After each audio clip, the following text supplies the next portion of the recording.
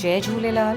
त ख़बर हिन प्रकार आहे त कानपुर वासियुनि ॾिसी सिंधी फिल्म लखी मुंहिंजो लखन में संतन ॾिनी विकास शर्मा खे वाधायूं त उत्तर प्रदेश सिंधी अकादमी उत्तर प्रदेश सरकार द्वारा सिंधी समाज खे निःशुल्क ॾेखारी वई सुपरहिट सिंधी फिल्म लखी मुंहिंजो लखन में त सिंधी भाषा जे विकास हेतु मंगलवार जो साकेत नगर स्थित PVR दीप सिनेमा में सिंधी फिल्म जो निःशुल्क प्रदर्शन कयो वियो। कई शहरनि में सफलता जा झंडा गाड़े चुकी सिंधी फिल्म कानपुर वासियुनि खे दिलनि खे छुई वई। पारिवारिक प्रेम ऐं सौहार्द जो संदेश ॾींदड़ फिल्म कॾहिं दर्शकनि खे ख़ूब गुदगुदायो त कॾहिं भावुक थियण ते मजबूर करे छॾियो।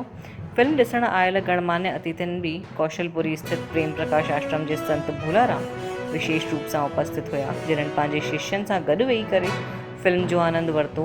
संत पंहिंजे उद्बोधन में फिल्म में लखीअ जो मुख्य किरदारु निभाईंदड़ रायपुर निवासी विकास शर्मा जी प्रशंसा कई ऐं फिल्म जे प्रदर्शन हेतु सिंधी अकादमी ऐं भारतीय सिंधु सभा कानपुर जे दर्शकनि की करतल ध्वनीअ जे विच में पंहिंजो शुभ आशीर्वाद ॾिनो।